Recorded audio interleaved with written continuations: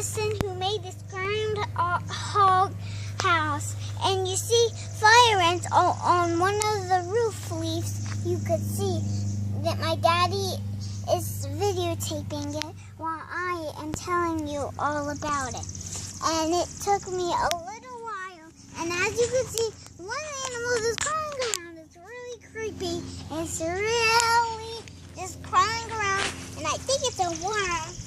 And it's not that, but really, this is all about animals. I like animals.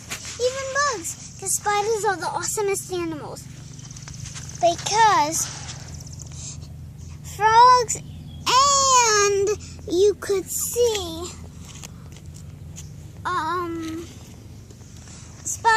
frogs and spiders are good and they're the awesomest animal because they eat bugs. And if the frogs and spiders weren't real, that would be a terrifying dream.